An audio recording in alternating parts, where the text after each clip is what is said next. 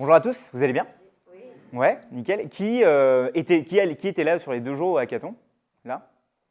Pas mal, pas mal, pas mal.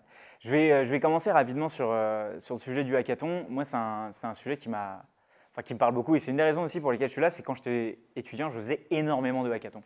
Et c'est des hackathons plutôt, genre on dort pas et on fait tous les 2 jours, soit organisé par une école, soit organisé par une grosse boîte qui vient, entre guillemets, demander à plein de devs pour builder des produits, etc. Et franchement, c'était une ambiance géniale et j'ai beaucoup appris dans ces moments-là qui étaient des moments dans lesquels on se regroupe entre personnes qui ont envie de créer principalement. Alors il se trouve qu'à l'époque, la création sous forme de produit était beaucoup réservée aux développeurs et c'est pour ça que dans les hackathons, c'était beaucoup d'hackathons de développeurs.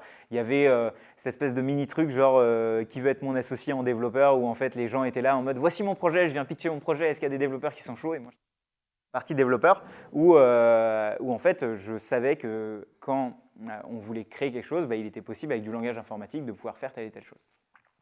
Ça durait 2 jours, parfois 3, on dormait peu et à la fin ce qui était génial c'est qu'on gagnait des prix de dingue. Et souvent moi c'était pour ça que j'y allais, sur me dire que je vais gagner des abonnements à des outils, je vais gagner parfois des voyages, des trucs comme ça et en fait il suffisait de coder pour faire ça. Aujourd'hui, on a la chance, en 2023, d'avoir une technologie qui est folle, qui s'appelle le no-code. Qui connaît le no-code ici? Juste pour… Ok, ça va, ça c'est cool. En gros, le no-code, c'est tout un set de technologies qui vous permet de créer aussi bien des automatisations, des sites web, des applis mobiles, sans coder. Donc en fait, la dynamique du hackathon a complètement changé en fait aujourd'hui.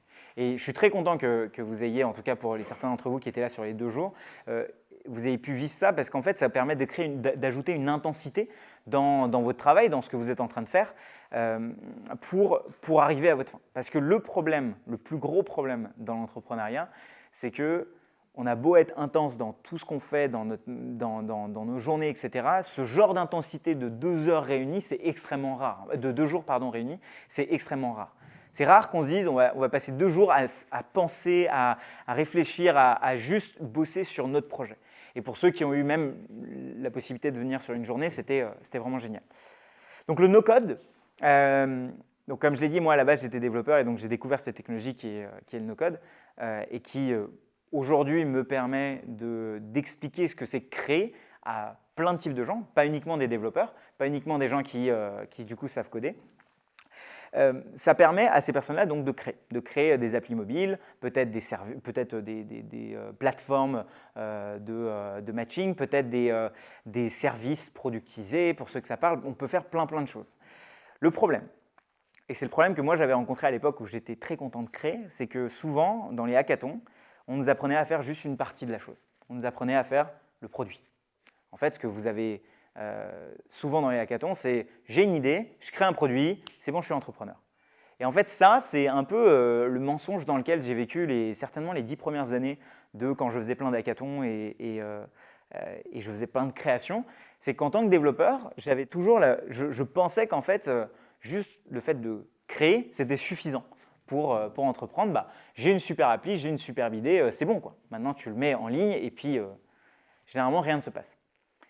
Je suis content que ce soit un hackathon Growth cette fois-ci. Et franchement, merci d'avoir organisé ça et merci d'avoir mis sur le devant de la scène qui pour moi est le nerf de la guerre.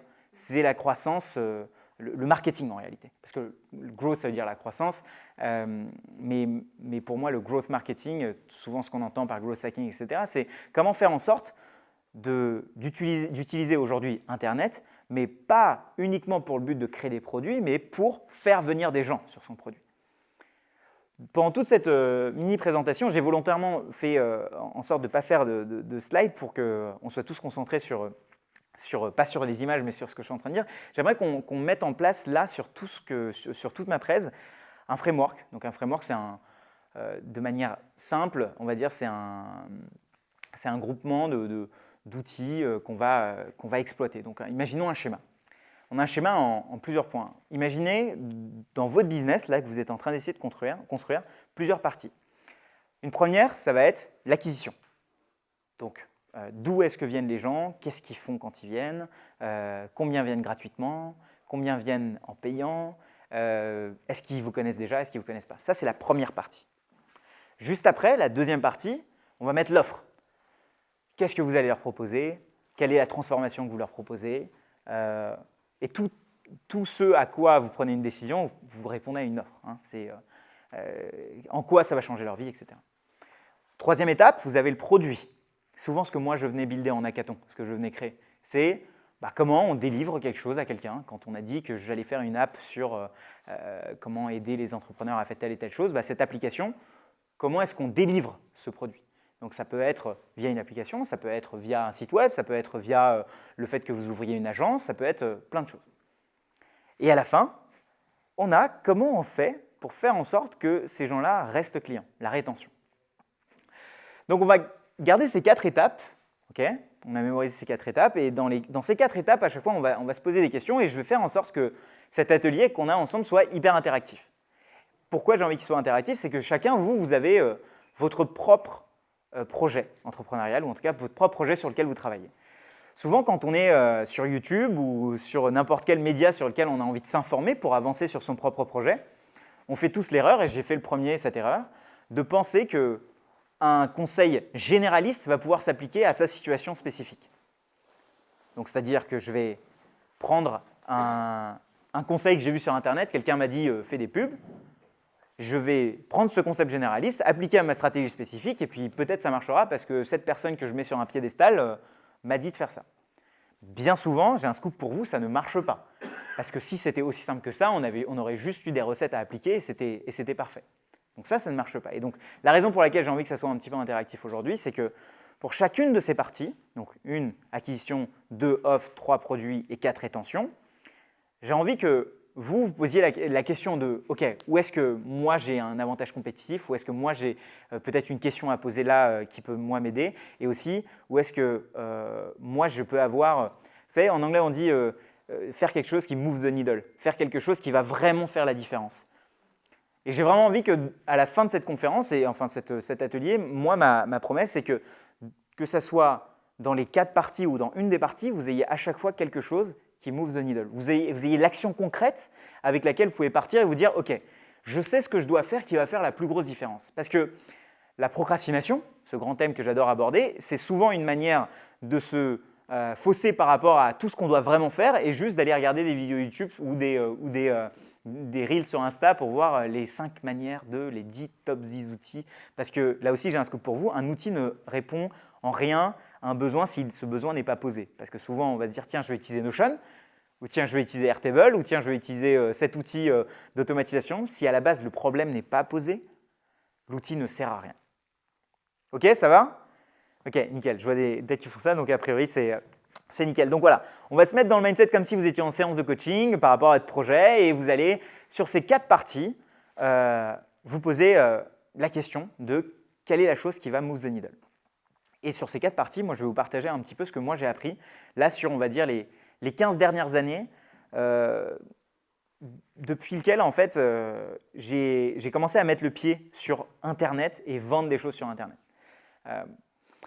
Donc, on commence avec l'acquisition. Juste pour avoir une petite idée, qui, dans son projet entrepreneurial, a un produit? Ça veut dire que il est en train de construire un produit, donc une application ou un site web, etc. Ouais.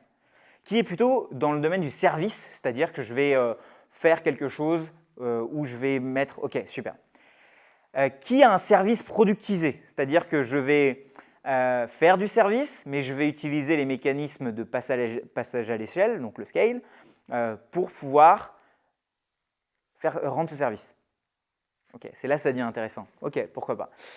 On va en parler de ce service productisé. C'est une manière de… Je prends un exemple. Quelqu'un est coiffeur, c'est du service. Il met tout en place pour gérer son acquisition, pour faire son offre, pour faire son produit et pour faire sa rétention. Hein, c'est valable dans tous les business, ce truc dont je vous ai parlé. Et maintenant, essayez d'avoir à chaque fois que vous allez analyser un business ou quand quelqu'un va vous pitcher une idée, essayez d'avoir ce framework en 4 étapes. Vous allez vous dire, OK, là, je sens qu'il y a un truc qui cloche. Ou là, tiens, ça aurait pu être optimisé. Et on va en parler de ces 4 étapes. Mais en gros, pourquoi je vous parle de services productisés, c'est que typiquement le coiffeur, il y a un moment donné, il est obligé d'être là pour couper les cheveux. Okay, c'est un service qui, théoriquement, n'est pas productisable. Mais tout ce qui est autour de « je coupe les cheveux » est très productisable. Je prends un exemple, la prise de rendez-vous. Qui connaît Planity, par exemple? peut-être certains l'ont utilisé, c'est de la folie. C'est-à-dire que la personne qui devait prendre son téléphone pour à chaque fois noter des rendez-vous et faire en sorte que les coiffeurs gèrent leur emploi du temps, bah, aujourd'hui Planity est complètement en train de le révolutionner. Il y a plein d'autres choses. La partie rétention, pareil, on est en train de beaucoup de la productiser, donc de faire en sorte qu'on utilise des mécanismes pour ne plus mettre le temps humain, qui est hyper crucial, hyper précieux, sur des choses qui sont, elles, répétables, etc. Donc on va en reparler, on met ça de côté, les services productisés, et on va commencer par l'acquisition. Okay, vous avez tous votre service ou votre produit. On se pose la question de comment est-ce qu'on fait son acquisition. Le problème avec l'acquisition, c'est que souvent, on a l'impression qu'il suffit de faire des vidéos sur YouTube, faire des reels sur Instagram ou juste créer du contenu, créer un blog et c'est bon, comme par magie, normalement, si tout se passe bien, on devrait avoir des gens qui vont venir sur notre application. Ça prend du temps. Moi, avant que je commence à vraiment avoir du monde sur ma chaîne YouTube, ça m'a pris, je pense, 3 ans. Faut avoir les fonds pour se dire je vais continuer à créer du contenu gratuitement sans que personne ne le regarde. Il faut avoir la ténacité émotionnelle de se dire que personne ne va regarder mon contenu et je vais en fait je vais continuer à créer. Et surtout, il ne faut pas avoir un projet entrepreneurial à côté parce que le problème c'est que si on bosse sur notre produit et qu'en même temps on veut être créateur, on est en train de faire 2 métiers en même temps. Donc à moins qu'on ait les reins solides financièrement dès le début pour se dire ok, dans ma stratégie de boîte, la création de contenu est cœur, il va falloir se dire que ce n'est pas possible que ça soit un side project en fait. La création de contenu, si c'est dans votre business, il faut que ça soit au cœur de votre business. C'est un outil qui est formidable parce que là où tout le monde paye de l'argent pour avoir des gens devant sa porte, vous les avez ou vous les aurez gratuitement. Une fois que la machine est en place, c'est incroyable. Là où aujourd'hui, dans mon monde, dans le monde de la vente de formation, la vente de produits, le personal branding, là où tout le monde paye de l'argent, paye des pubs Facebook, interrompt les gens sur leur scroll sur Instagram, etc., où à chaque fois on se dit « Oh là là, encore ce type, cette personne qui va me vendre un truc », et bien 3 ans plus tard, moi je dépense 0 €. Ce que je dépense, c'est dans la création de contenu. Ce que je dépense, c'est dans ce que je dis et pas comment je l'apporte chez les gens. Et on en arrive ici à la distribution. Il y a 2 types de distribution. Il y a la distribution payante et il y a la distribution gratuite. La distribution gratuite, ça met du temps. Il faut créer du contenu, il faut avoir des abonnés, il faut créer du contenu de qualité, il faut comprendre son audience, etc. La distribution payante, bah, tu mets 1 € aujourd'hui dans Facebook, qui te la met devant n'importe qui, cette pub. C'est génial. Donc, il faut trouver dans sa stratégie de boîte un bon équilibre entre les deux. Et donc, soit on se dit, dans ma stratégie de boîte, je sais pas, je veux être coiffeur, enfin j'ai une boîte de coiffure, etc., et que je veux scaler cette boîte, est-ce que je me vois faire une chaîne YouTube où il y a un coiffeur qui explique plein de choses, où je me vois faire un blog, où je me vois faire un Insta, ou est-ce que je paye de l'argent et je fais en sorte que là où j'ai mes centres de coiffure, bah, il y ait la personne qui est leur coiffeur qui fasse des pubs spécifiques pour eux, parce que ça, c'est possible. Donc ça, c'est à vous de choisir. Ce qu'on va faire, c'est que pour chacune des parties, je vais regarder le temps, mais pour chacune des parties, on va faire une petite session à la fin de questions-réponses, donc partie 1, dès que c'est fini, etc., par rapport à vous, votre cas à vous. D'accord? Donc, je vais juste dire un truc en plus par rapport à ce choix à faire parmi est-ce que je crée du contenu et que je viens, et dans ma stratégie de boîte, la création de contenu est cœur, VS, je paye. Évidemment, il faut un équilibre entre les deux. Dans les 2 cas, ça se paye, que ce soit avec de l'argent ou votre temps. Maintenant, si on est tout seul et qu'on a de l'argent, bah, vaut mieux peut-être aller sur des pubs parce qu'en fait, créer du contenu, c'est extrêmement chronophage. C'est extrêmement… ce que je dis souvent, c'est que c'est dopamine dérégulant. Ça veut dire qu'en fait, quand on va créer du contenu sur LinkedIn, par exemple, ça vient foutre totalement en l'air notre système de récompense. Parce qu'en fait, on va créer un post, on va s'attendre à des likes, on va avoir des likes, on va refresh, donc on va mettre à jour le truc, on va avoir des nouveaux likes, on va avoir des conversations, on aura l'impression de cartonner sur sa boîte. Mais en fait, non, on cartonne sur une chose déjà, sur l'acquisition, on ne cartonne pas sur tout le reste. Deuxièmement, beaucoup ne sont pas vos clients. Le problème sur LinkedIn, c'est un peu la foire et que tout le monde a son avis à donner et que ce n'est peut-être pas vos clients. Okay? Donc, le problème avec la création de contenu gratuite, c'est que c'est très, très, très prenant à quel point vous êtes dedans. Et si vous êtes le créateur de cette boîte, il se peut que vous passiez 75% de votre temps dans l'acquisition et pas sur le reste. Donc ça peut être un danger. Donc je vous invite sur ça à réfléchir un petit peu. Est-ce que la création de contenu, parce que c'est un terme facile à acheter, il suffit de créer un TikTok, un Insta et c'est terminé. Ce n'est pas aussi simple. Et si vous voulez le faire, je vous y encourage parce qu'une fois que c'est fait, c'est génial, mais il faut que ça soit au centre de votre stratégie. Or, de l'autre côté, la pub, aujourd'hui, vous pouvez faire de la pub sur TikTok, sur Insta, sur quasiment tout. Ce n'est pas si cher que ça, même si on dit que oui, les coûts s'envolent de Facebook Ads, etc. Il y a certes beaucoup de concurrence et tout, mais derrière, avec sa créativité, on peut pour le coup s'occuper de juste une partie qui est de la création et pas de la distribution. Hein. Là où ici, je dois m'occuper de la création pendant beaucoup de temps pour que j'ai de la distribution gratuite, ici, je peux payer la distribution pour que je puisse faire la pub que mes clients peuvent voir au bout d'un moment. Ça, c'est l'acquisition. Comment ça se mesure? Et à chaque fois, je vais parler de comment ça se mesure parce que ça ne sert à rien de faire quelque chose si vous ne le mesurez pas, parce que sinon, vous y allez un peu au pif et vous aurez l'impression d'avancer. C'est Cost of Customer Acquisition. Le CAC, c'est combien me coûte à chaque fois un client. Donc, on va en parler. Le client, c'est celui qui signe à l'offre dans la deuxième partie. Mais combien vous payez chaque personne qui arrive dans votre monde? Ça, c'est la métrique. Si demain, vous devez savoir est-ce que vous êtes bon en coût d'acquisition, donc Cost of Customer Acquisition, donc l'acquisition jusqu'au paiement, vous posez la question, selon votre industrie, combien vous coûte un client? Que ça soit dans l'organique et qu'il arrive sur votre liste email ou que ça soit en payant, tout a un coût. L'organique a un coût.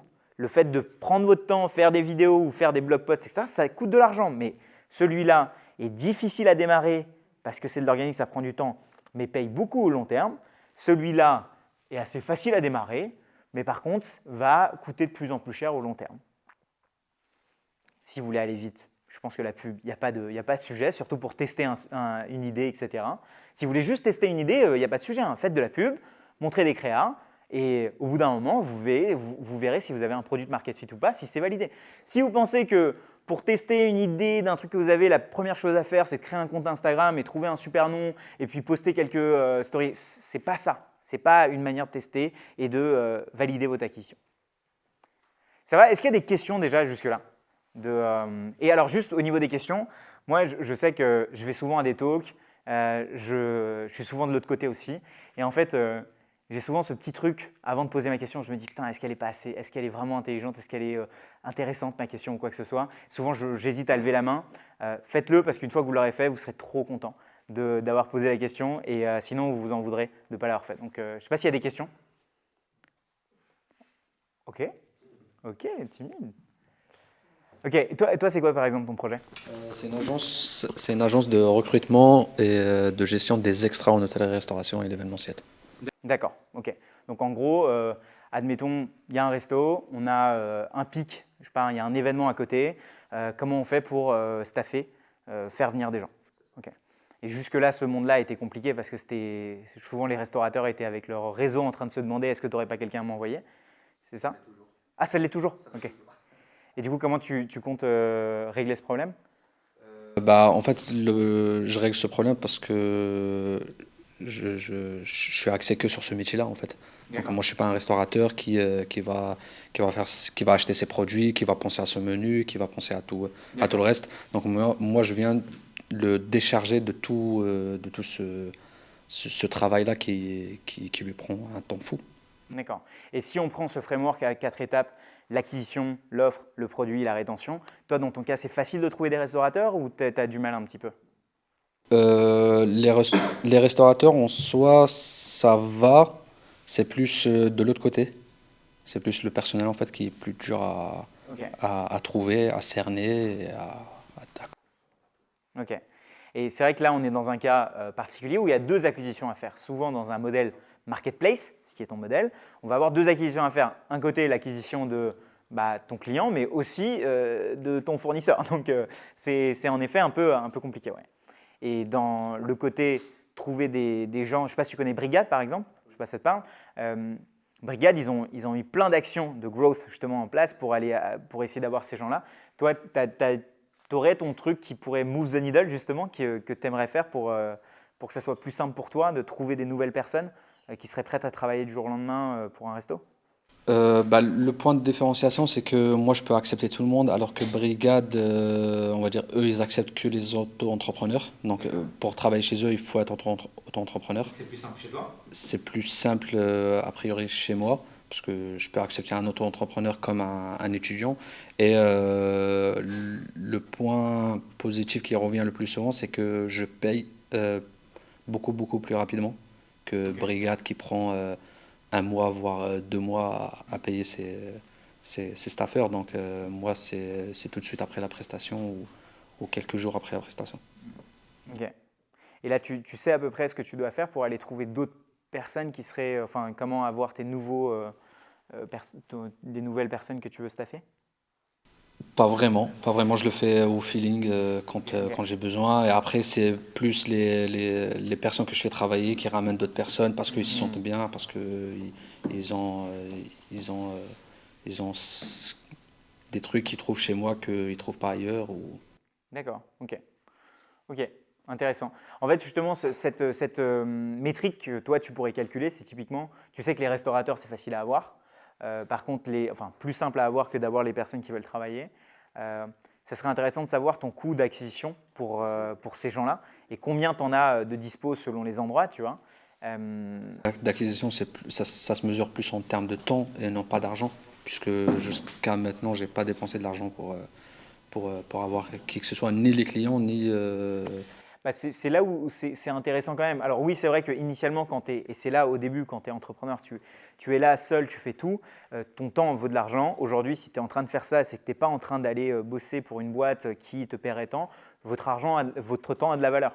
Et c'est un des trucs que souvent, quand on est en train de monter une boîte, on oublie un petit peu, mais le temps que toi, tu vas y passer, peut-être que quelqu'un d'autre peut y passer du temps un peu moins cher, donc ça se monnaie quand même. Après, je suis d'accord que le coût d'acquisition, ici, peut-être que pour toi, il a moins de sens de calculer, mais ce qui peut être intéressant, c'est que si aujourd'hui, c'est le nerf de la guerre d'avoir des nouvelles personnes là-dessus, peut-être que tu peux lancer une campagne de pub sur toutes les personnes qui like Brigade.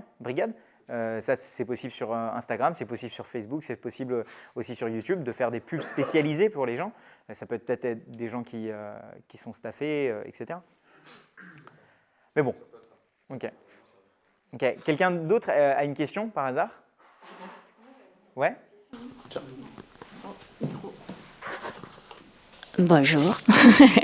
J'avais une petite question. Nous, on travaille sur un produit plutôt tech. Ouais. Donc, on est sur un POC, enfin une V1, allez. Et effectivement, on a beaucoup hésité à communiquer, à créer une communauté, à faire de l'acquisition. Donc, on commence, mais à quel moment, enfin, si tu as une réponse, hein, quel est le moment pertinent pour se dire, OK, allez, maintenant j'attaque et j'accrois ma visibilité à son paroxysme, sachant qu'on est quand même sur une version 1, enfin 0 améliorée. Je ne sais pas si j'ai été claire dans la question. C'est quoi la proposition de valeur de l'outil que vous êtes en train de… Alors nous, on a une solution de sport et bien-être, mais en fait, on fait une application hyper gamifiée. Donc en fait, c'est une application où tu crées un avatar, tu évolues dans des univers un peu gamifiés, tu peux créer des rooms d'entraînement, tu peux t'entraîner à plusieurs. Enfin voilà, c'est sur cette différenciation. On propose cette solution en entreprise. On va tendre à la proposer aussi aux particuliers et on développe aussi, on est en train de créer notre propre console aussi. Parce qu'on travaille sur la motion capture et on va faire abstraction complète des manettes et des claviers. Donc, on travaille aussi là-dessus. Et on commence un petit peu à parler de nous et on se dit, mais OK, à quel moment on va pouvoir vraiment se dire, allez, on fait de l'acquisition, on se fait voir. Et puis, est-ce que, en fait, la problématique, c'est aussi, est-ce que derrière, on va savoir assurer, en fait. Ouais. Ouais. Et vous êtes que deux ou vous êtes plusieurs? Non, là, on a 3 alternants. Il y a le 3e alternant qui arrive bientôt, début du mois de novembre. On travaille avec un chercheur aussi. On preste une partie de la tech aussi. Enfin, et tout ça, tout ça. Ok. Bah, en vrai, je pense que tu as commencé par le bon truc, c'est qu'aujourd'hui, je travaille avec des entreprises. La chance qu'il y a avec des entreprises, c'est qu'elles ont plus d'argent que la plupart des gens quand c'est une application purement consumer, c'est-à-dire une application que n'importe qui peut télécharger. Le n'importe qui télécharge, il ne va pas payer. Lui, il va payer avec son temps, mais du coup, il faut beaucoup de volume. Là où ici, tu vends à des entreprises qui vont te payer directement. Le truc, c'est que si aujourd'hui, tu créer une communauté, etc., il faut que tu sois assez clair. Est-ce que tu crées une communauté pour accroître ton service aux entreprises ou pour accroître ton service à n'importe qui? Là, j'ai l'impression que la partie la plus bankable, c'est quand même celle des entreprises. Donc, un des super trucs qui pourrait être intéressant à faire, c'est de le faire uniquement, de faire une petite partie de communauté de RH ou d'aller s'infiltrer dans des communautés de RH, il y en a plein, mais qui sont pour le sport et bien-être. Peut-être que ça peut être une newsletter très spécialisée ou peut-être des cafés spécialisés dans Paris où vous faites venir des RH qui ont comme problématique de faire venir les gens au bureau ou ceux qui n'arrivent pas au bureau peut-être avoir un truc où chacun peut faire du sport ensemble, mais parce que les décideurs et décideuses, c'est RH, je crois. Oui, c'est RH, responsable CSE, Ouais. Et en fait, je pense que ça a du sens de créer du contenu, ou en tout cas d'accroître la visibilité, comme tu dis, mais uniquement pour ces personnes-là. Pas pour je vais créer un truc très généraliste, parce que là, en fait, ça ne parlera pas. On a de la chance aujourd'hui de pouvoir viser n'importe qui, n'importe où, avec que ce soit les pubs ou même les messages qu'on peut envoyer. Donc, il faut que l'offre, et on y arrivera juste après, il faut que ça soit assez clair pour qui c'est. J'ai l'impression que là, la partie B2B, c'est celle qui va rapporter le plus, qui va te permettre derrière, parce que tu auras assez d'argent, plus de monde, etc. au marketing, pour pouvoir faire levier là-dessus, quoi. Donc voilà, moi, ce que j'aurais fait sur la partie acquisition, d'abord uniquement cibler les RH, aller dans les groupes de RH, les meet-up de RH. Peut-être que c'est quelque chose de très physique dans un premier temps, mais au moins avoir en effet une page sur laquelle ils peuvent s'inscrire, peut-être à une newsletter ou à une communauté dans lesquelles tu leur donnes peut-être des astuces sur comment faire bosser un peu plus sportivement leurs employés, etc., quoi. Je ne sais pas si tu as déjà pensé de ça, mais… Non, sur cette partie, effectivement, communauté RH, etc., on n'y a pas pensé. En fait, on a un produit qui est très… tous ceux qui le testent, ils ont tendance à dire, mais nous aussi, les particuliers ont tendance à dire, mais nous, on veut en fait, ce produit. Ouais, mais ils n'ont pas l'argent aujourd'hui, malheureusement. Ouais, bah oui. Mais c'est ça, c'est que dans un premier temps, toi, tu pourras vivre et être aller plus loin quand tu auras assez de fonds pour pouvoir servir ce type de population. Aujourd'hui, si tu arrives à servir les entreprises et qu'elles ont de l'argent, c'est génial.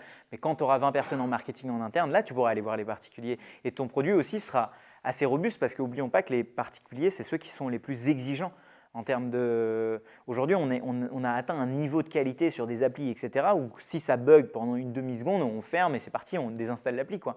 Là où une boîte qui va mettre ça chez elle, elle sera un peu plus indulgente.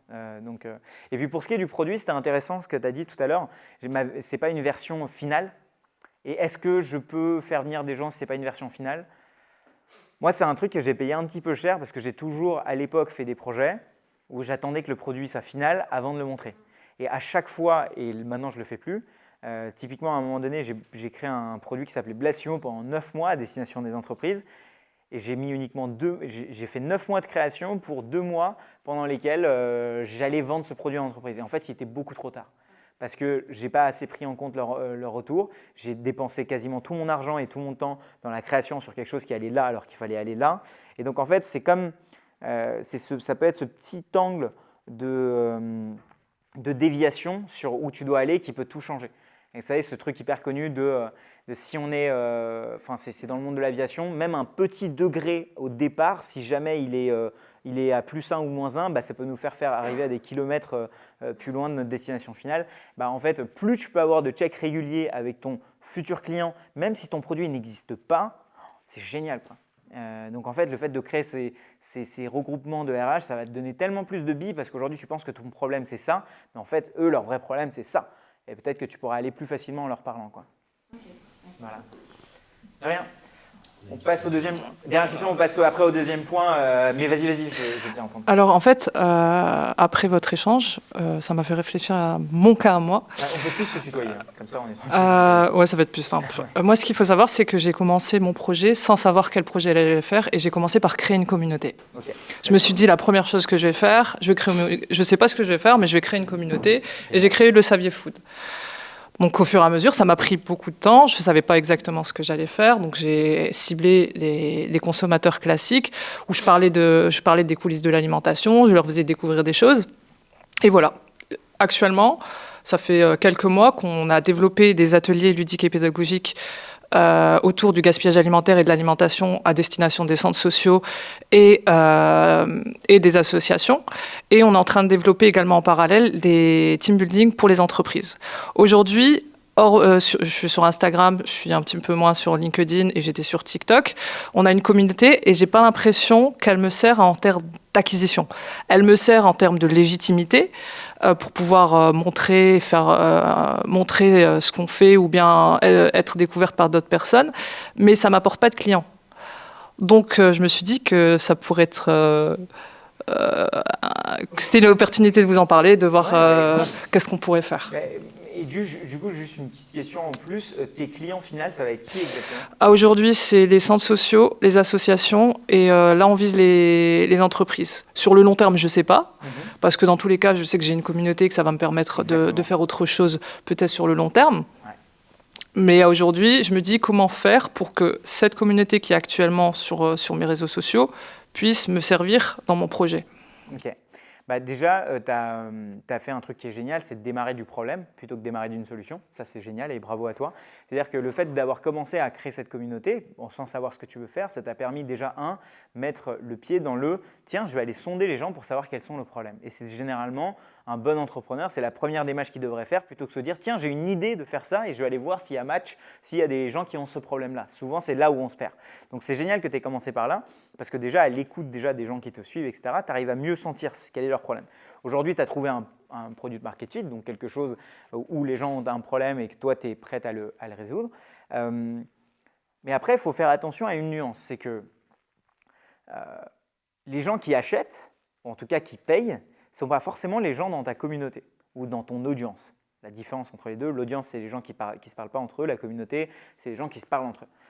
Mais en gros, tu peux toujours te dire que ton audience, ta communauté, c'est en fait quelque chose qui te permet d'avoir une preuve sociale où tu dis que tu n'es pas la personne, n'importe qui, tu es une personne qui gère cette communauté, qui gère cette audience et qui, ça se trouve, très bien pour aller derrière vendre ça à ces centres-là, à ces entreprises-là. Et donc, ta communauté, ce n'est pas tes clients, mais c'est ceux qui vont permettre à tes clients d'avoir confiance. Et donc, c'est très bien aussi. Il y a des gens qui font du média, et en fait, ces gens-là, ils ont leurs clients, leurs annonceurs, ceux qui payent pour être visibles auprès de cette communauté, ce n'est pas du tout leur communauté. Et donc, on est parfois dans des business models où en fait, l'acquisition, peut-être c'est ton business model, l'acquisition va permettre surtout à faire en sorte que ça soit une preuve sociale. Maintenant, tu peux avoir comme là, on avait deux types d'acquisition, une acquisition client, une acquisition fournisseur. Tu peux toi aussi avoir une acquisition de ta communauté et une acquisition de tes clients. Et tu peux avoir deux stratégies complètement différentes. La stratégie de ta communauté, tu sais faire, parce que tu as déjà plein de gens qui ont réussi à arriver sur tes réseaux, etc. Par contre, la stratégie d'acquisition sur tes clients, peut-être que ce n'est pas une stratégie d'acquisition classique de contenu. C'est juste, ça se trouve, beaucoup de mails d'envoyer, c'est juste, ça se trouve… Donc voilà. Et parce qu'en fait, la réalité, c'est que les entreprises et les centres et les gens à qui tu vends, peut-être qu'eux ne sont pas du tout intéressés par les problèmes dont ta communauté est intéressée. Et c'est certainement le cas, en fait. Donc franchement, là, je trouve que c'est plutôt une bonne chose que tu aies fait ça, que tu aies vraiment fait cette différenciation entre les deux, quoi. Parce que ce n'est pas les mêmes personnes. Ok, on passe au deuxième point. Et après, on reprend les questions. Donc là, on avait parlé d'acquisition avec comme métrique le Cost of User Acquisition, donc CAC, on a dit, donc coût d'acquisition client. On va passer à la deuxième partie, je vérifie l'heure, on va passer à la deuxième partie qui est maintenant l'offre. L'offre, souvent, on a tendance, moi en tout cas, pendant beaucoup de temps, j'avais tendance à la confondre avec le produit, en fait. Moi, je pensais que mon produit, c'est mon offre.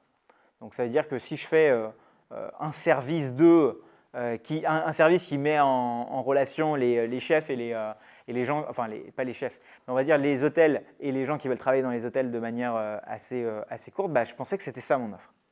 Mais ça, c'est mon produit. Mon offre, c'est quel est le problème que les gens ont et quelle est ma manière d'y répondre. En gros, ma matière première, c'est, je ne sais pas, si je fais un plat, c'est peut-être du bœuf avec des épices, etc. Mon offre, c'est un bœuf bourguignon à 56 €. c'est très cher, mais dans un bon resto, on va dire. Mais c'est ça mon offre. Et mon offre, elle est aussi écrite sur un super menu. Hein, pareil, cette caméra, si elle n'est pas emballée, si elle n'a pas un prix dessus, si elle n'est pas présentée dans un magasin, il n'y a pas d'offre. Ça peut juste être une caméra dans un placard. Et donc, que ce soit dans le service ou que ce soit dans le produit, c'est hyper important d'avoir une bonne offre. Il y a plein de bouquins là-dessus, ça change. Enfin, je veux dire, c'est quelque chose qui est assez universel, mais le fait d'avoir une offre qui répond spécifiquement à un besoin, ça pousse votre utilisateur à un appel à l'action, tout simplement. C'est-à-dire que ça pousse votre utilisateur à l'action. Et c'est tout simplement le truc qui, pendant des années, je n'ai pas fait. C'est-à-dire que je pensais que le produit était mon offre. Donc ça pourrait dire que ici, par exemple, dans le cas de l'application pour faire du sport, ça c'est le produit, mais maintenant, il peut y avoir 2 offres. Une offre pour les entreprises et une offre pour les particuliers. Et là, vous allez dire, ouais, mais Shubham, t'enfonces des portes ouvertes. Mais moi, j'ai mis énormément de temps à comprendre ça.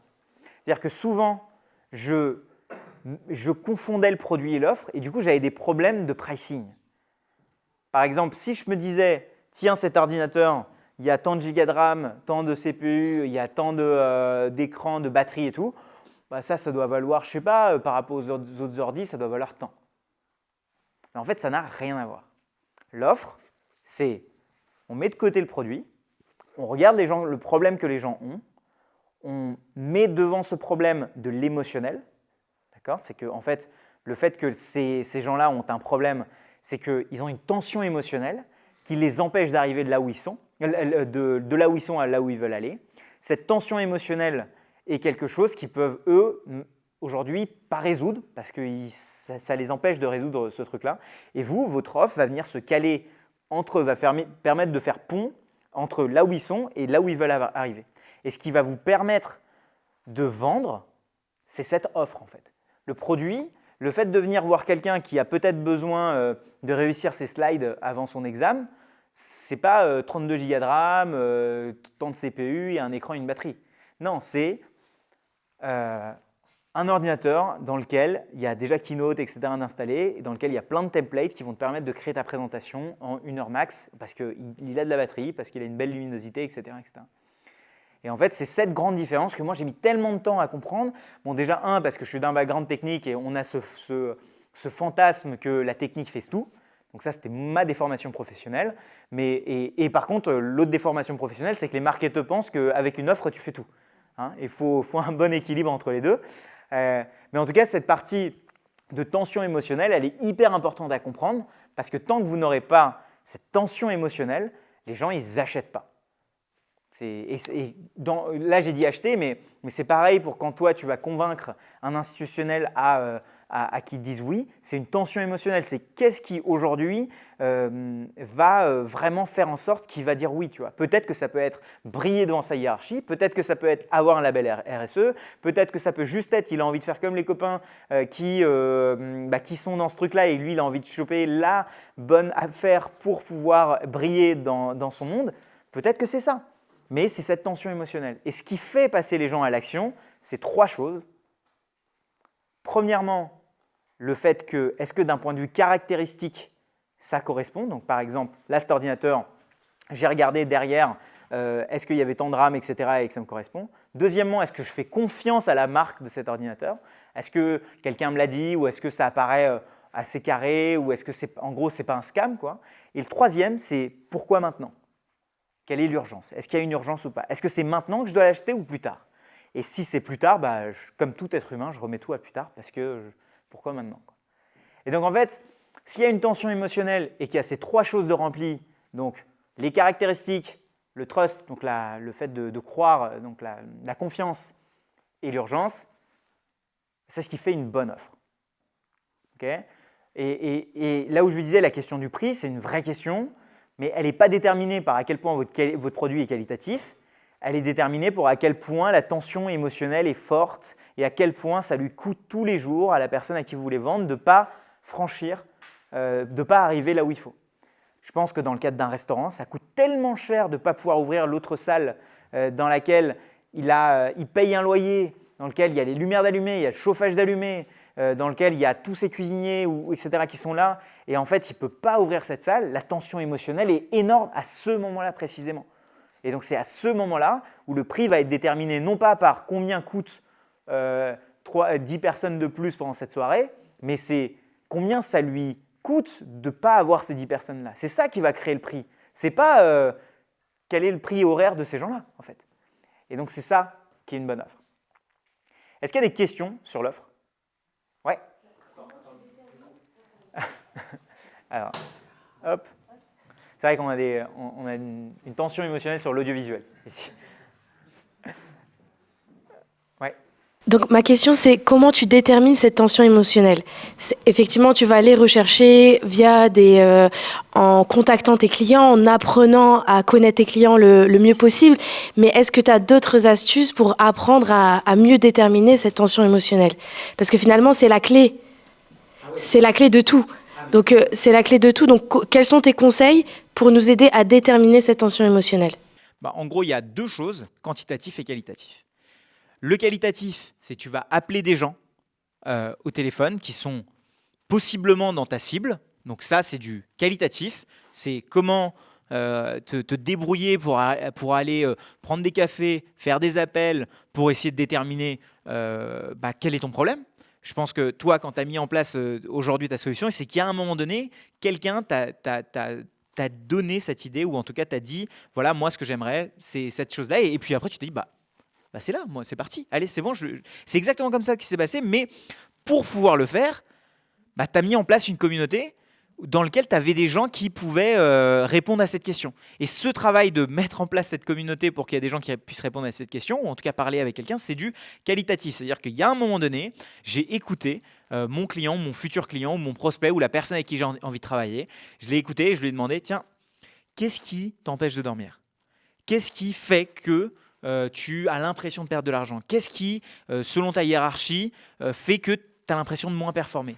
Et toi, en tant qu'entrepreneur, ton but, c'est pas uniquement de créer un produit, une offre et de faire de l'acquisition avec ça, c'est de résoudre des problèmes. Et donc, c'est surtout savoir écouter avec l'écoute active quel est son problème. Il y a un truc génial qui s'appelle The Mom Test, je ne sais pas si ça vous parle. C'est une super vidéo, et je crois qu'a priori vous avez dû en parler, qui est une manière de faire de la recherche utilisateur sans suggérer son produit, tu vois, sans arriver en disant hey, « Est-ce que tu es sûr que tu n'as pas besoin de cet iPad ?» Non, c'est vraiment quel est ton problème. Et donc ça, c'est du qualitatif. À 50%, il faut qu'on utilise ça. Parce qu'il est très biaisant, en fait. Si on va dans un endroit avec que des gens qu'une certaine population, on aura un échantillon de cette population, et du coup, on pensera que ça, c'est égal à toute la Terre. Or, ce n'est pas vrai. Donc, c'est pour ça qu'il faut du quantitatif. Et le quantitatif, là, il y a plein de manières de l'avoir.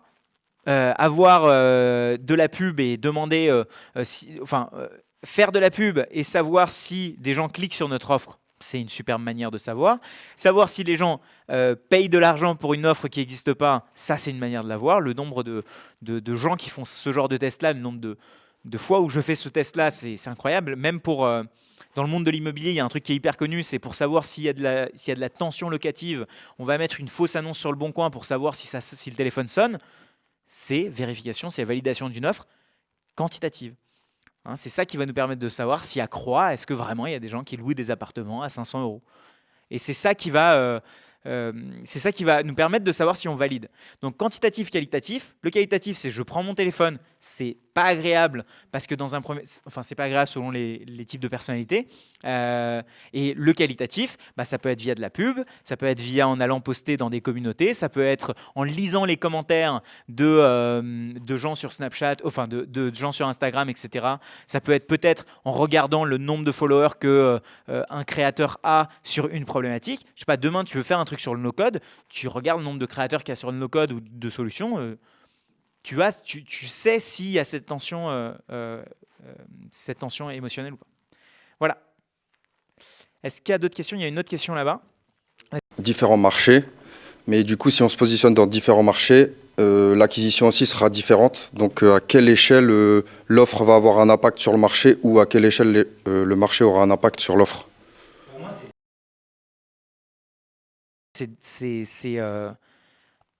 dans l'idéal, l'offre doit être extrêmement personnalisée au marché. Je prends un exemple, les landing pages, les pages classiques qui présentent un produit. Les bons marketeurs savent que selon les endroits dans lesquels ils vont poster leur landing page, bah, il doit avoir un message différent. Un message parce qu'il va jouer sur un chemin émotionnel qui va être différent. Je sais pas, vous c'est quoi par exemple votre produit ou votre service? Moi c'est des trucs de compression pour le sport. Par exemple pour les personnes qui souhaitent reprendre le sport, arriver à un certain âge, qui ont du mal avec les genoux, etc. Ok. Bah, selon, tu vois, tu te dis, bah, déjà, tu vas cibler peut-être des gens qui vont arriver à un certain âge, mais tu vas aussi, j'imagine, cibler les gens qui font des marathons, etc., etc. Donc déjà, tu vas avoir deux offres différentes. Ou en tout cas, tu vas avoir deux manières d'amener cette offre qui vont être différentes.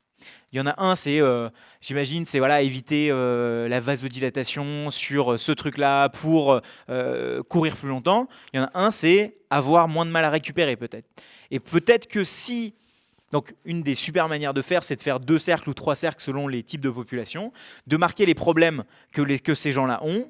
Si tu n'as pas envie de te prendre la tête, tu trouves uniquement les parties des cercles qui en effet coïncident et tu fais en sorte de faire une offre qui prend vraiment tout ça.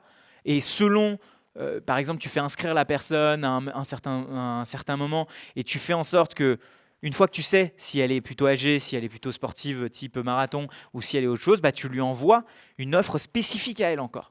Et là, comme toujours en marketing, on dit quelqu'un qui explique notre problème mieux que nous, on a l'impression qu'il a la solution. Et bah, c'est pareil. Quelqu'un si tu lui expliques, toi, est-ce que tu penses que, est-ce que tu as l'impression qu'à tel âge, tu peux plus aller courir tant de temps? Est-ce que ton docteur il te dit ça, etc., etc. Si tu lui expliques ses problèmes, bah, il a l'impression que tu as la solution. Mais pour te répondre, tu peux en effet avoir plusieurs offres. Tu peux avoir une offre avec plusieurs propositions de valeur ou en tout cas plusieurs pains que ça résout, donc de douleurs que ça résout, qui peuvent parler à beaucoup de monde. Maintenant, toi, dans ton cas où ça va être un produit peut-être qui ne va pas être extrêmement cher, je ne sais pas, j'imagine que c'est un produit consumer qui va être à combien? 34, c'est ça? Ouais. Ok.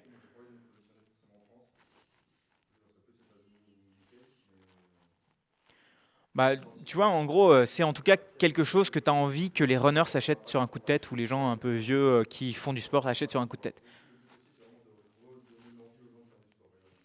Ouais, donc tu vois, du coup, c'est une tension émotionnelle qui est différente de celle qui est plutôt curative, tu vois. Celle qui est redonnée envie de faire du sport, ça va être différent, ça va être retrouve des sensations que tu avais il y a 10 ans, etc., etc. VS l'autre, ça va être remets-toi à courir, même si ton médecin dit non, parce qu'il y a ce problème, etc., etc. Donc je pense que là, le même travail, le fait de parler à ces gens, de passer du temps avec des gens, d'aller dans des clubs d'athlétisme et d'aller demander, alors vous, ça fait longtemps que vous courez, etc., et de vraiment comprendre les problèmes des gens qui emportent et ceux qui n'emportent pas.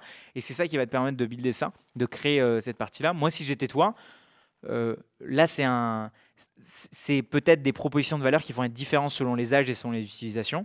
Je ferai plusieurs offres. En tout cas, je ferai plusieurs landing pages, peut-être qui permettent d'arriver vers le même prix, mais en tout cas qui sont vendus, défendus et proposés de manière différente.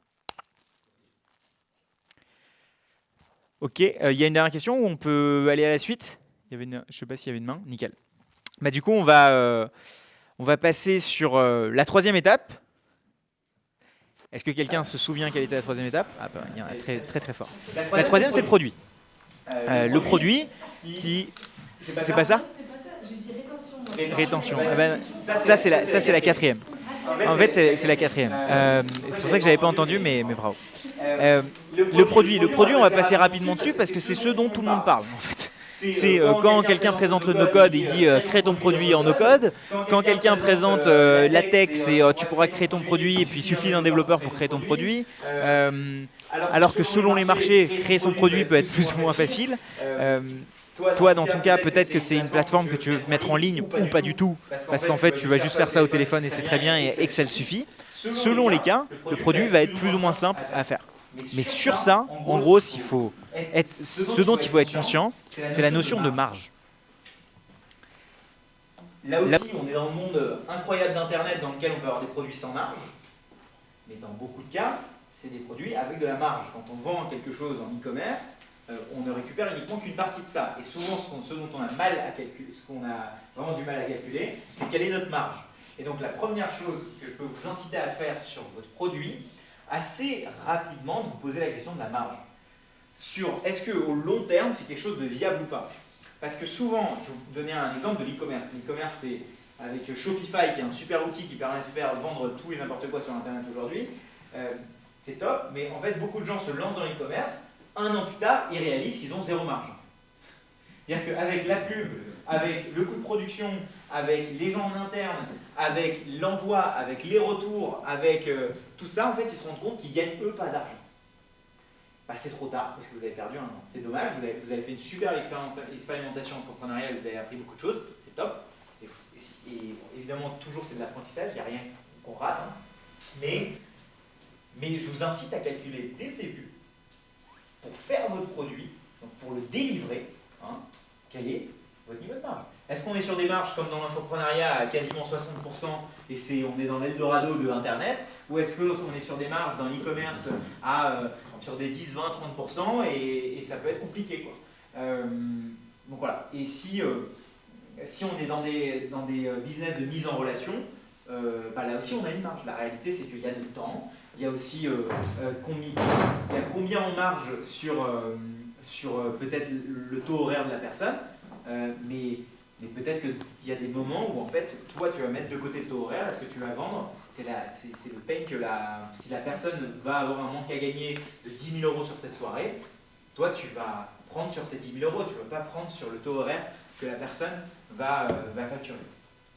Bref, le produit, on ne va pas parler de comment construire un bon produit, etc., parce que ça, on en a selon les industries sur des dizaines d'heures, mais c'est vraiment sur cette notion de marge que je vous invite à réfléchir, parce que là aussi, l'erreur que j'ai faite quand j'ai commencé à entreprendre, c'est de me dire que tous les produits, moi je ne compte pas mon temps dedans, c'est des produits à 100% de marge, je ne regarde pas vraiment où mon argent va, et donc en fait, j'ai l'impression que je gagne de l'argent, mais en fait, tout part dans des charges.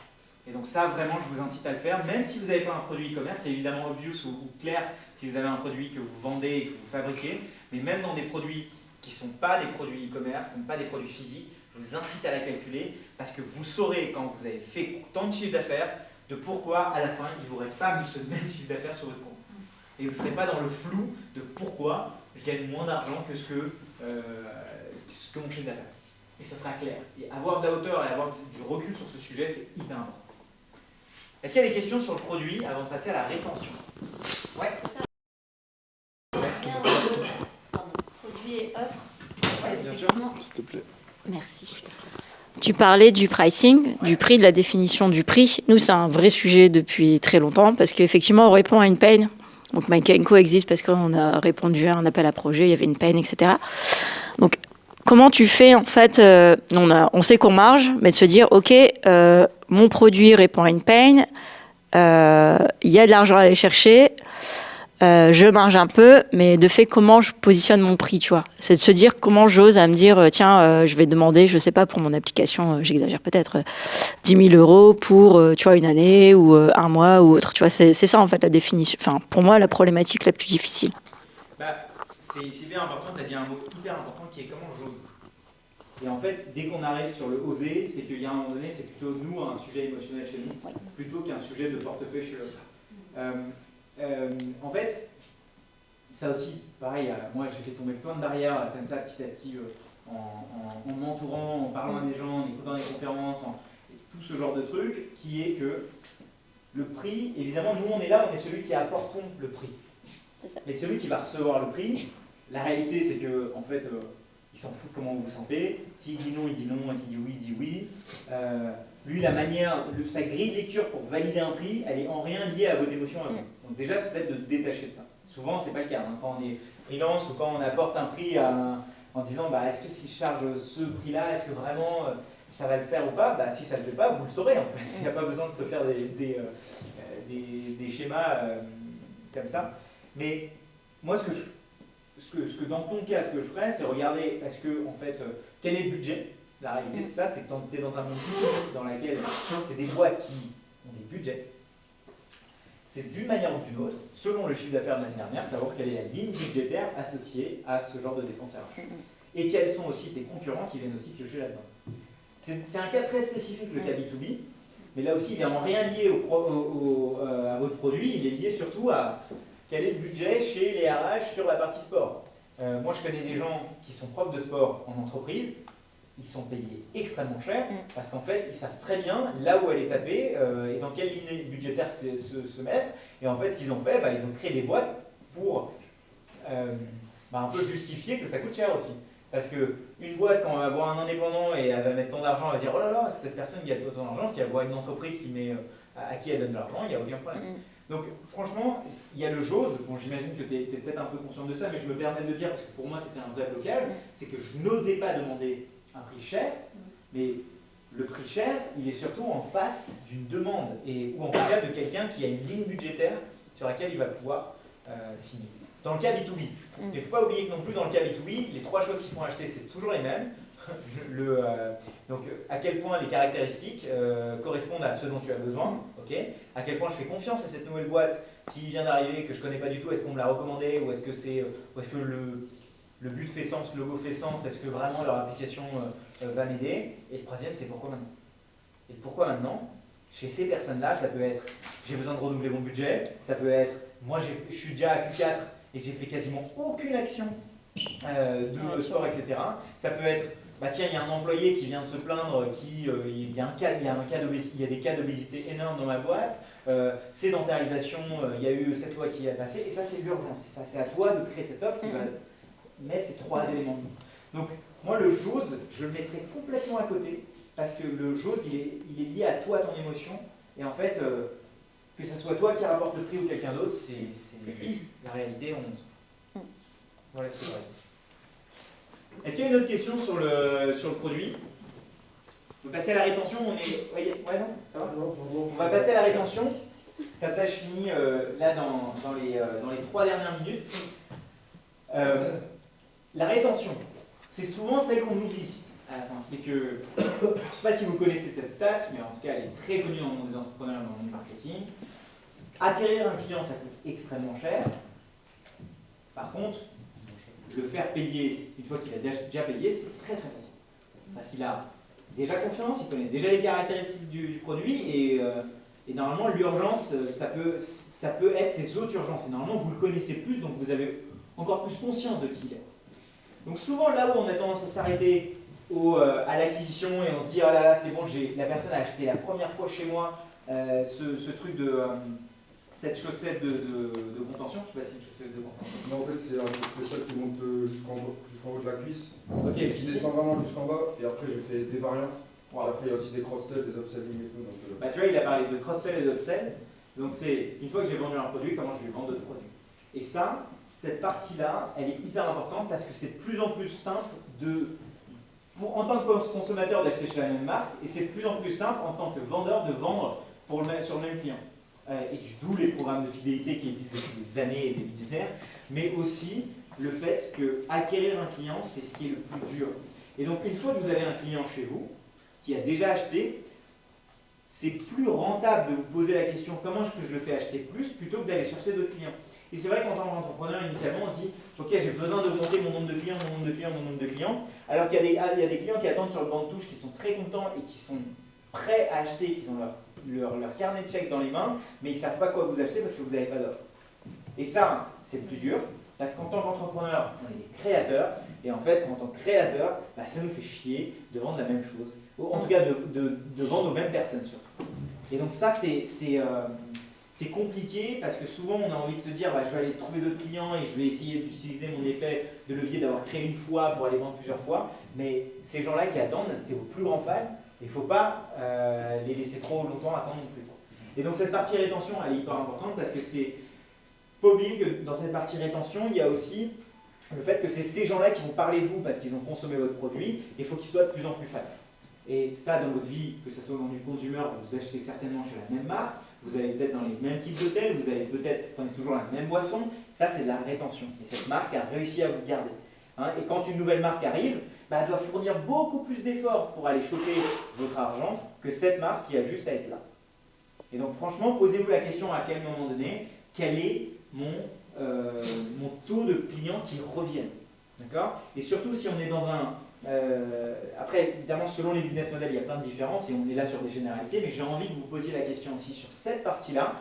Quel est le truc qui peut move the needle? C'est-à-dire, quelle est peut-être l'action que je peux faire pour faire en sorte que la personne à qui j'ai vendu puisse me rappeler, ou que je puisse juste lui envoyer un cadeau de Noël, ou que je peux juste lui passer un coup de fil pour savoir, hey, est-ce que tu as des besoins à ce moment? Est-ce que ça ne te dit pas de prendre cette offre qui est spéciale Noël? Est-ce que tu n'as pas envie de faire du sport en hiver, etc. Et en fait, ce genre de truc va juste mettre la puce à l'oreille, ah tiens, c'était sympa la dernière fois, il faudrait que j'y aille.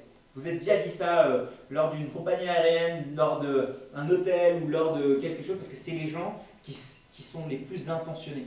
Le hospitality business, donc le business des hôtels, etc., c'est là où les gens sont vraiment les plus forts pour gérer la rétention. Ils font attention à ça.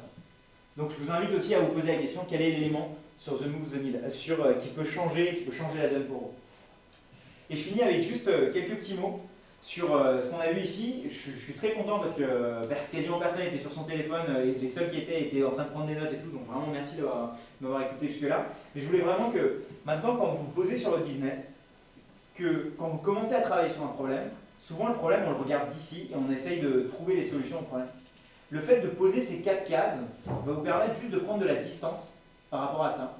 Et à chaque fois que vous vous posez des questions de est-ce que vous travaillez sur le bon problème, est-ce que vous y mettez de la bonne intensité, et est-ce que vraiment c'est le truc qui va vous faire croître.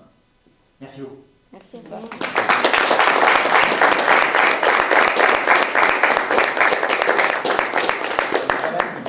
Le fait que c'est ces gens-là qui vont parler de vous parce qu'ils ont consommé votre produit, et il faut qu'ils soient de plus en plus fans.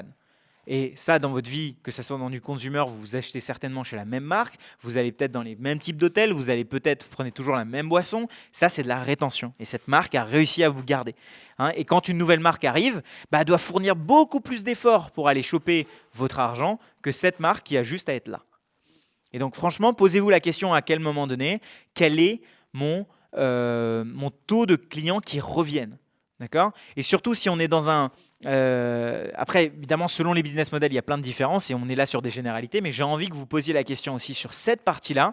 Quel est le truc qui peut move the needle? C'est-à-dire, quelle est peut-être l'action que je peux faire pour faire en sorte que la personne à qui j'ai vendu puisse me rappeler, ou que je puisse juste lui envoyer un cadeau de Noël, ou que je peux juste lui passer un coup de fil pour savoir, hey, est-ce que tu as des besoins à ce moment? Est-ce que ça ne te dit pas de prendre cette offre qui est spéciale Noël? Est-ce que tu n'as pas envie de faire du sport en hiver, etc. Et en fait, ce genre de truc va juste mettre la puce à l'oreille de « Ah tiens, c'était sympa la dernière fois, il faudrait que j'y aille ».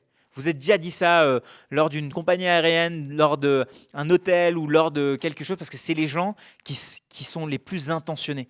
Le hospitality business, donc le business des hôtels, etc., c'est là où les gens sont vraiment les plus forts pour gérer la rétention. Ils font attention à ça.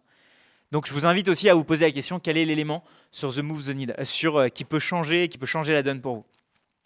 Et je finis avec juste quelques petits mots sur ce qu'on a vu ici. Je suis très content parce que quasiment personne n'était sur son téléphone et les seuls qui étaient en train de prendre des notes et tout. Donc, vraiment, merci de m'avoir écouté jusque-là. Mais je voulais vraiment que maintenant, quand vous vous posez sur votre business, que quand vous commencez à travailler sur un problème, souvent le problème, on le regarde d'ici et on essaye de trouver les solutions au problème. Le fait de poser ces 4 cases va vous permettre juste de prendre de la distance par rapport à ça. Et à chaque fois que vous posez des questions de est-ce que vous travaillez sur le bon problème? Est-ce que vous y mettez de la bonne intensité? Et est-ce que vraiment c'est le truc qui va vous faire croître? Merci beaucoup.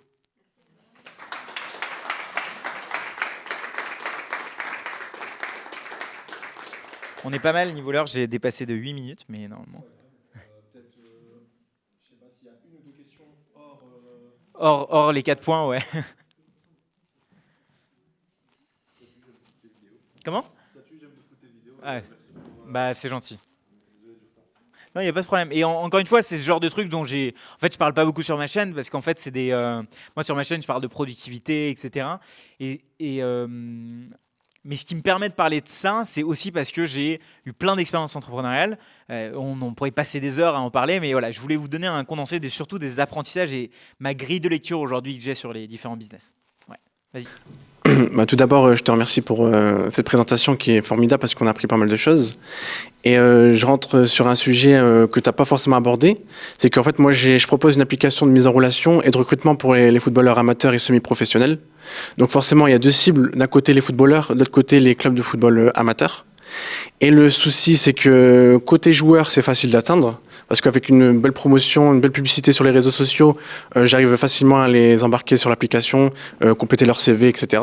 Tandis que de l'autre côté, les clubs, c'est un peu plus particulier.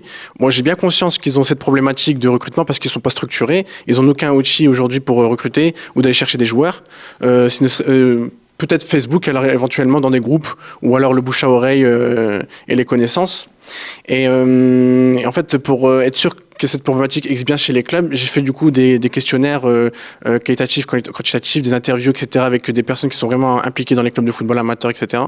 Donc elle existe vraiment cette problématique.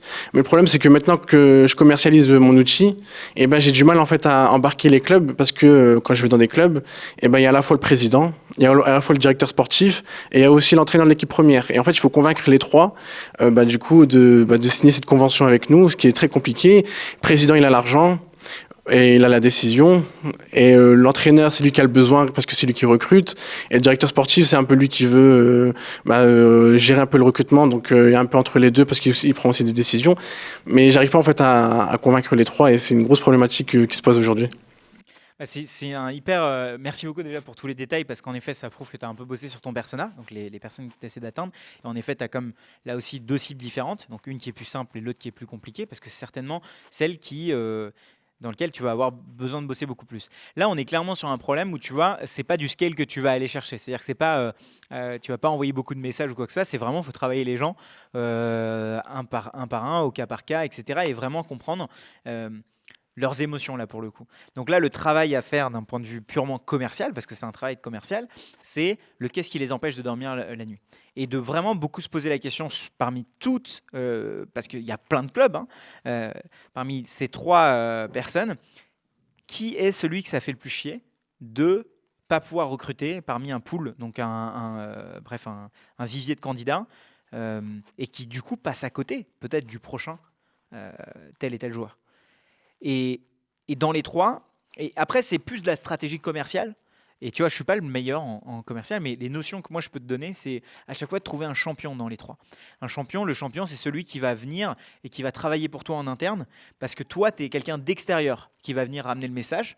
Or, le champion, c'est quelqu'un d'intérieur qui va venir bosser pour toi à l'intérieur. Donc ça, c'est plutôt une problématique commerciale de sales. Et moi, ce que j'aurais tendance à faire, c'est comprendre vraiment très bien. Tu vois, limite, tu te fais un tableau avec les trois et tu te fais comme dans les films où tu mets les têtes de chacun et tu essaies de te poser la question, mais qu'est-ce qui les empêche de dormir? Qu'est-ce qui fait que... quel est le pire qui puisse arriver s'ils n'arrivent pas à recruter des joueurs? Peut-être qu'ils peut-être qu'ils n'ont pas le besoin, en fait. Et dans ces cas-là, c'est une autre question à se poser. Peut-être qu'ils n'ont pas le besoin, mais s'ils ont le besoin, peut-être qu'en fait, c'est juste des dîners à faire entre plusieurs de ces sélectionneurs ou les directeurs sportifs, etc. Peut-être que toi, il faut que tu fasses de la mise en relation. C'est du réseau que tu dois aller travailler. Mais le moment qui sera d'attaquer pour toi, ou en tout cas de venir poser ton offre, c'est pas la première fois où tu les vois. Parce que selon les industries, les gens peuvent se braquer. Moi, tu viens me voir, j'ai même un besoin. Quelqu'un qui vient me voir et qui me parle de mon offre sans même demander quels sont mes problèmes, je me braque et plus jamais je le blacklist direct. Donc en fait, souvent dans des milieux où en fait c'est très sélectif, spécifique, c'est des gens peut-être qui ont la grosse tête certaines fois, en fait, c'est un travail de minutieux, de commercial, où il ne faut pas du tout braquer les gens, où il faut peut-être y aller en mode vraiment quel est ton problème, d'aller avoir les infos de par-ci et par-là. Et tu vois, sur ce coup-là, je ne serais peut-être pas le plus pertinent, mais ce que je peux juste te dire, trouve ton champion dans les trois, trouve celui qui a le plus de problèmes, trouve le pourquoi il irait défendre ta cause, et trouve le qu'est-ce qui est le pire qui puisse arriver, et joue sur cette corde sensible qui est que, en fait, c'est simple, c'est que si au long terme, ton club il n'arrive pas à recruter les futurs Kylian Mbappé, c'est peut-être parce que tu ne sais pas chercher. Et moi, aujourd'hui, j'ai tant d'abonnés, j'ai tant de joueurs, j'ai tant de ça. Et en fait, c'est sur ça que tu vas aller jouer. Et en fait, le travail de sales de ce côté-là est un travail de longue haleine, ça prend du temps, et il faut être OK avec ça, que c'est un travail de sales, quoi. Donc voilà, j'ai pas eu la réponse parfaite pour toi, mais voilà. Est-ce qu'il y a une autre question? Oui, il y a une dernière question, d'autres questions là-bas. Tout d'abord, merci pour cette présentation. Alors, Me concernant, donc j'ai une startup qui propose des services de cartes de visite connectées, entre autres. Je travaille beaucoup en sous-marin, donc j'ai signé pas mal de beaux contrats, j'ai de belles références clients. Et là, ma problématique, c'est que j'aimerais bien en fait sortir de l'ombre et vraiment commencer à chercher de l'acquisition de clients via un site e-commerce et compagnie. Alors, comment faire pour justement passer d'une clientèle vraiment très B2B avec du démarchage direct, avec des grands comptes, ça prend plusieurs mois en fait à concrétiser. Comment allier ça avec une stratégie plus directe? Et quand tu dis que tu passes avec en indirect, ça veut dire que c'est des boîtes qui vont commander des cartes de visite pour leurs employés? Ok. En fait, il faut se poser la question, quel est ton intérêt à être visible directement quand tu disais que tu aimerais être plus visible et de sortir de l'ombre? Pourquoi? Parce qu'en gros, j'ai des cycles de vente très longs. Donc, certes, je vends des milliers de cartes, mais par exemple, là, ça fait plus d'1 an que je suis en relation avec le principal client que j'ai actuellement. Et là, ça fait plus d'1 an, on n'a toujours pas lancé en fait la production des cartes, même si derrière, il y a eu un contrat de signé et compagnie. Et moi, en fait, j'ai cette problématique où, en termes de trésorerie, je commence à avoir du mal, en gros, à assumer en fait mes frais de fonctionnement, sachant que je n'ai pas encore facturé en fait mes prestations. Donc, c'est pour ça que je sors un peu de l'ombre et j'aimerais quand même faire plus de ventes, on va dire pas forcément B2C, mais admettons les petits entrepreneurs, les petites structures, pour essayer justement d'avoir du cash flow plus rapidement. Ouais. Ok, très clair, c'est hyper clair. Donc, on a parlé de cycles de vente longs parce qu'ils sont dus à l'énorme, au fait que les business sont quand même assez gros, que tu targetes. Et surtout, on va parler d'une problématique assez rapidement d'inbound et d'outbound. Donc, en fait, à quel moment on va aller chercher nos clients et à quel moment ils vont venir nous voir parce qu'on a fait telle ou telle action. Ce que j'entends là, c'est que ce que tu as surtout envie d'aller faire, c'est que tu as envie d'avoir en inbound des gens qui sont préqualifiés, auxquels tu n'as plus qu'à décrocher et en fait à vendre potentiellement. Pourquoi pas avoir un truc sur lequel ils peuvent commander, mais dans l'idéal, que toi, tu n'aies pas à faire cette démarche d'aller trouver, etc. C'est bien ça? C'est vraiment trouver un équilibre entre justement des clients, des grands comptes parce que pour le moment, ma stratégie, c'était simplement ça. Mais comme je disais, en termes de trésorerie, de viabilité sur le long terme, c'est plus compliqué. Donc, comment faire pour maintenir quand même ce mode de fonctionnement et ajouter en plus justement des clients qui sont plus à court terme? Okay. Comment faire pour vraiment ne pas se mélanger les pinceaux et gérer? Ok, très clair. Bah écoute, moi, c'est que on est d'accord que dans les 4 éléments que j'ai présentés, le produit reste le même. Hein. Par contre, tu vas avoir une offre différente et tu vas avoir une acquisition différente et tu vas peut-être avoir une rétention différente. Donc, si tu prends ce framework, si on se concentre sur l'offre, elle va peut-être être assez différente au final de celle que tu fais à tes grands comptes qui vont avoir des niveaux d'échelle, etc. Peut-être que l'offre pour une PME ou pour, je sais pas, une agence immobilière qui est locale, c'est dans un premier temps aller faire de la recherche utilisateur sur quel est leur problème au niveau des cartes de visite. Est-ce que vraiment il y a un problème? Le truc, c'est que tu pourrais aller leur faire la démo, etc. Mais encore faut-il qu'ils aient ce truc de « Ok, j'ai quelque chose à aller chercher », donc il faut que tu travailles sur ce pain. Le pain du grand compte, donc en gros, le big boss ou le responsable opérationnel de la grosse boîte qui va te dire oui, lui, il ne dit pas oui pour les mêmes raisons que le patron de l'agence immobilière à 3 personnes qui va te dire oui. Le patron de l'agence immobilière de 3 personnes, tu vas pouvoir jouer sur des leviers émotionnels qui vont être en réalité plus simples parce que c'est des trucs de day-to-day. Tu pourras aller voir, voilà, aujourd'hui, les agents IMO ne font pas assez de relance. Pourquoi? Parce que souvent, c'est chiant de faire de la relance, parce qu'il faut qu'ils aillent regarder dans leur carnet, trouver la bonne personne, etc. etc. Alors qu'aujourd'hui, avec ma carte, vous avez le fichier contact qui va être beaucoup plus facile chez vos clients, etc., etc. Donc en gros, tu essayes de te poser la question selon les industries de quelle offre il faut que tu mettes devant en place, sur quel levier émotionnel, donc vraiment ce truc de tension émotionnelle entre de là où ils sont et là où ils veulent arriver. Et une fois que ça s'est mis en place, eh bien, pour la partie acquisition, dans un premier temps, en fait, tu es obligé d'y passer. Tu vas les voir un par un pour savoir un petit peu quel est leur problème. Hein, à quel moment ils font « Ah, Il y a un moment, quand tu as un discours commercial, les gens ils font « Ok ».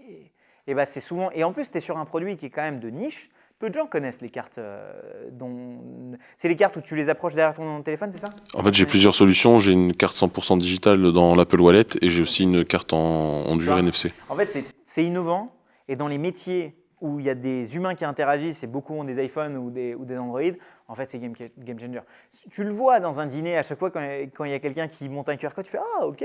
Et ben, en plus, tu as un outil qui, en plus, fait ce petit aha moment, tu sais, ce petit truc sympa et tout. Bah, je pense que j'irai dans un premier temps où tu es des gens avec qui tu travailles, bah, ils iront vraiment faire du porte-à-porte, quoi, limite. Pour qu'une fois que tu as construit ton discours commercial, donc ton offre pour ce persona-là, et bah, à ce moment-là, tu scales. Souvent, le problème, le souci qu'on a quand on passe d'une cible B2B, d'une catégorie de population B2B à on veut faire du scale, direct, on prend ce message, donc la même offre, on le met à scale, sauf que ça ne marche pas. Et du coup, l'étape intermédiaire que je t'inviterais vraiment à faire, c'est que tu vas voir peut-être 5 industries différentes, tu vas toquer à leur porte, tu prends rendez-vous, peut-être que tu fais genre tu viens pour un appart, mais en fait tu viens te proposer ta solution, et en fait tu essaies de voir quels sont les problèmes, ou à quel moment ils peuvent eux acheter. Et une fois que tu as construit ton offre, peut-être pour une industrie, bah, tu deviens le fournisseur de cartes pour les agents immobiliers, puis le fournisseur de cartes pour les assurances, puis le fournisseur de cartes pour les… Et en fait, tu commences peut-être à croire, et puis au final, petit à petit, en fait, une fois que tu as ton message qui est clair, là, tu peux faire des pubs. Là, tu peux scaler, là, tu peux faire une landing page. Et c'est souvent ce truc-là au milieu qui manque et que je peux comprendre que tu aies la flemme de faire parce que tu es en plus t'en as marre de faire du one-one avec… mais crois-moi, une fois que tu as fait ce travail, c'est beaucoup plus simple. Merci. Génial. Bah, merci beaucoup.